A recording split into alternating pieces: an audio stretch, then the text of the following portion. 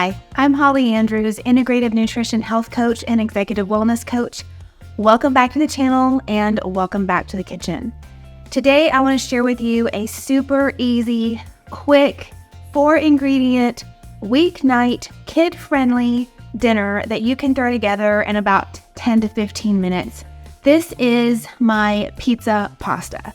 This recipe was born out of a time earlier this year when I was struggling to figure out what to feed my kid when he was on his elimination diet. He could not have rice, he could not have dairy, he could not have soy, he could not have a whole host of things at the very beginning of his elimination diet to try to identify what was going on with some of his GI issues at the time. And I really was struggling to figure out what to feed him. And he is 15 years old, a growing teenager, was desperate for quote-unquote normal food. And he really just wanted pizza, and he really just wanted a pizza bowl from like the pizza place down the street. But I couldn't trust any of those things because one, they had wheat and he couldn't have gluten. The pizza bowls had dairy, and I didn't trust that their pizza sauce didn't have soy or some of the other ingredients that he was not allowed to have at that time.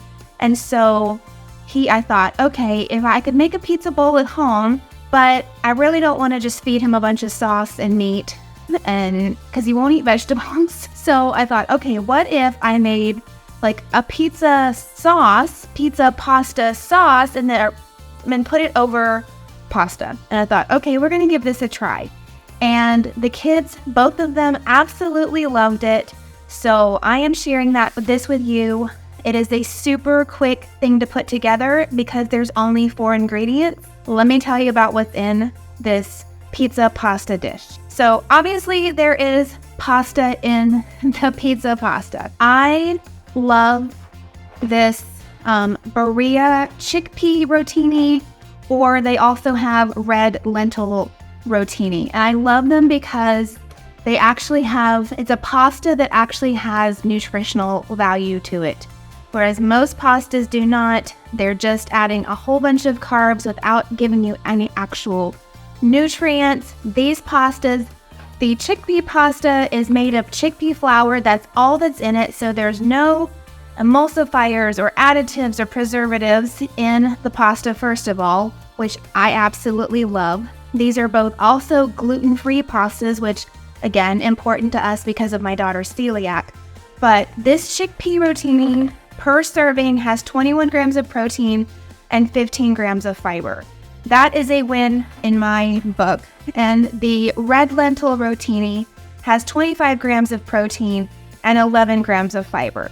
So if you need a little bit more protein, maybe you go with the red lentil pasta. If you want a little bit more fiber, maybe you go with the chickpea pasta. But again, I highly recommend these. 1 box of pasta will make enough to feed both of my kids dinner and then have some left over for my son's lunch. Or, I could eat dinner with them as well if that's what I wanted. Now, I will say that if you don't want to go the pasta route for yourself, maybe like you're watching your carbs or something like that, you could always put the pizza pasta sauce over like zucchini noodles or parts of palm noodles or something along those lines, or even over veggies like some broccoli or like steamed broccoli or cauliflower or some sort of veggie mix. You could always put the pasta sauce directly over that, and it would still make a really great, filling, nutritious meal. But my kids are not super into veggies right now, so pasta it is. Covered the pasta.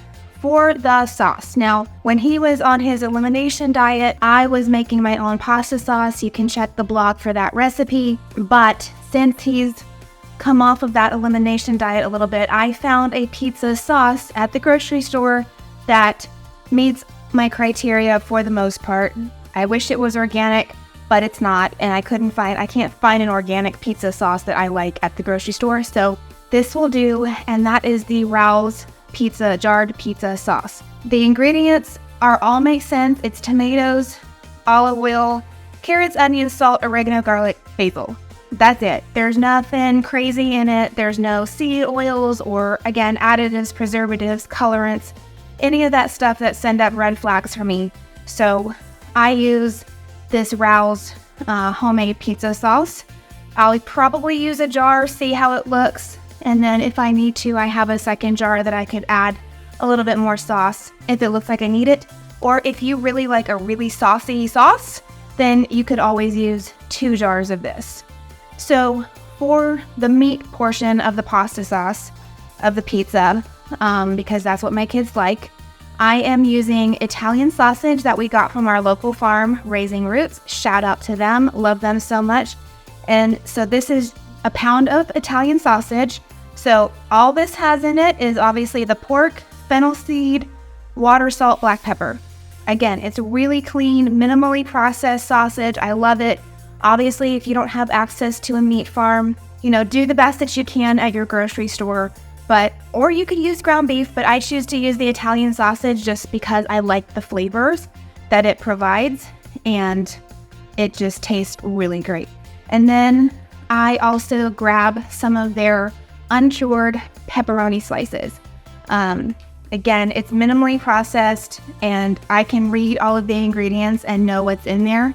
So I'm not going to read them off to you, but if you don't have access, again, to a meat farm, as clean as you can get, minimally processed, uncured pepperoni, then maybe look for like the Applegate pepperoni at your grocery store. That's a fairly clean, uncured pepperoni that I will buy from the grocery store. So those are the 4 ingredients: pasta and sauce, Italian sausage, and pepperoni. So I'm going to go ahead and make this, and we're going to see it takes really just about as long as it takes the water to boil and then cook the pasta for this all to come together. All right, so I have my pasta water going, and what I'm going to do while we're waiting for the pasta water to boil is I am going to chop up these pepperoni slices, since they are fairly large, into quarters. That way they blend in nicely and you get the hints of the pepperoni throughout, mixed in nicely with the Italian sausage. So I'm gonna do that.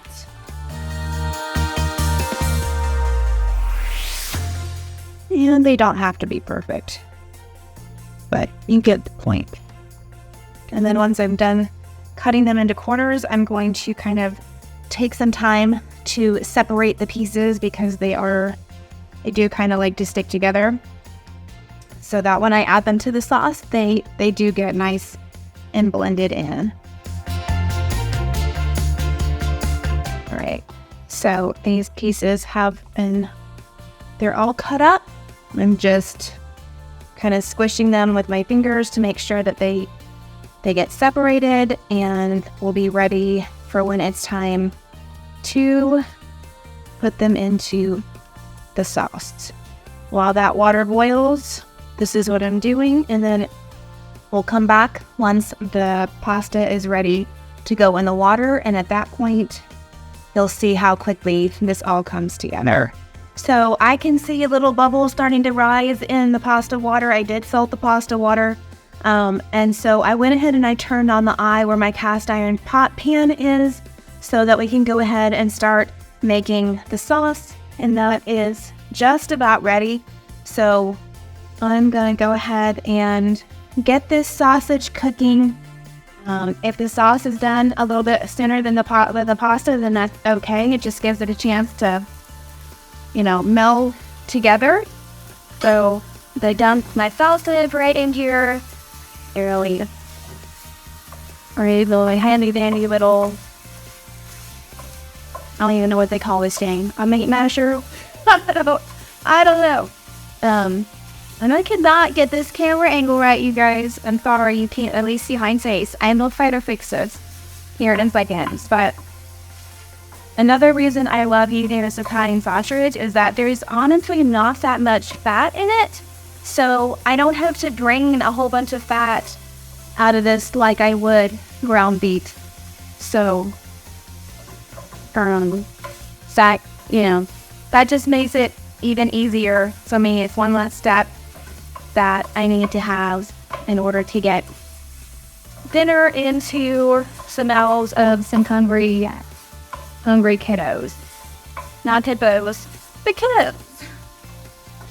And if you can think of the technical term, the actual word for this tool I'm using, throw it in the comment because it's just escaping me right now. I know it exists. Meat masher. Meat masher is what's coming to mind. So, all right, that looks like it's pretty. Sorry for the noise.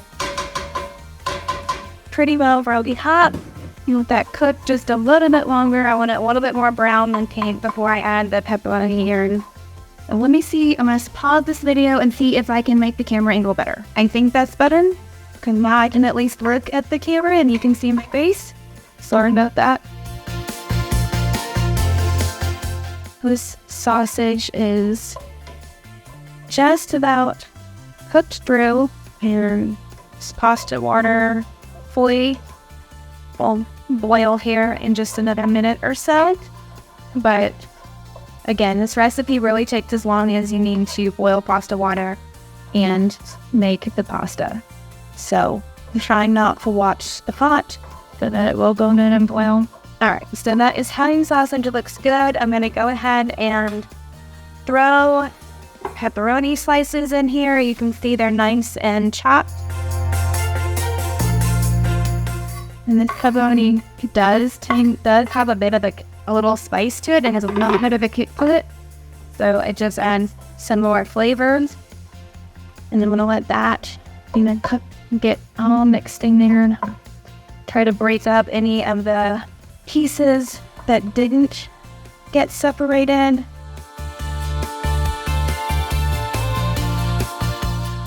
It smells really good. The fennel and the Italian sausage smell amazing. So that looks good. I'm going to turn the eye down to about medium low. For me, that's about a 3, but whatever your stovetop says. And then I'm going to go ahead and pour in a jar of this pizza sauce and give it a stir and see if I need to add more. I don't know why, but it changes every time I make the recipe. And I probably will add a little bit more sauce just to kind of stretch it a little bit further, if you will, because I do need this to feed my son at lunch tomorrow. So, yeah, okay. I am going to add some more sauce in here. And then the sauce just simmers while the pasta is doing its thing. So turn it down to medium low, turn it down to low, but you get, okay, there we go. You get all those flavors coming together in the pizza sauce. All right, that was about another, we'll call it 2/3 of a jar. Okay, so that pizza sauce is just gonna simmer and do its thing while the pasta in here does its thing in just a minute. Once the pasta goes in, it's gonna take about 8 minutes to cook. So my water's boiling. I'm gonna put my pasta in, give it a stir. Then I'm going to set my little wooden spoon on top of my pot to help keep it from boiling over if it wants to. And while the pasta, set my timer, let's not forget about that. So my timer is going for 8 minutes because that's how long this pasta takes. Obviously, set a timer for however long the package of your pasta says it needs to take to cook. While that's cooking, give your sauce a stir every couple of minutes. And then obviously we're gonna drain our pasta when that timer goes off. So I'll be back in 8 minutes. All right, pasta is done. I've drained it. So now I'm just gonna literally put it in the bowl. This is for his lunch tomorrow. Obviously, depending on your dietary needs, dietary preferences, all that good stuff, you can choose to top this with cheese or not. My son chooses not to. He's not avoiding dairy anymore, but he just chooses not to, whereas my daughter will douse it in Parmesan cheese if I let her. So, all right, hang tight. So here is our finished product. Again, like I said, cheese, no cheese, kids love it, and top it with whatever you would like to top it with, but this is the pizza pasta that I don't know, came up with, like, desperation for my kids, and they love it. They ask for it every week. So I hope that you can see how simple and easy it was to throw this together in no time. Like I said, literally as long as it takes for that pasta water to boil and cook the pasta. That is how long this recipe takes. Again, hope that you enjoyed this. Let me know if you try it out with your kids and if they love it or not. Let me know if you have any other variations on this kind of thing, something that you maybe have developed out of desperation, things for your kids, dietary preferences, whatever. Let's have a little community here. I would love to know what you have come up with. And thanks again for watching. And until next time, I believe that you can heal your stress from the inside out.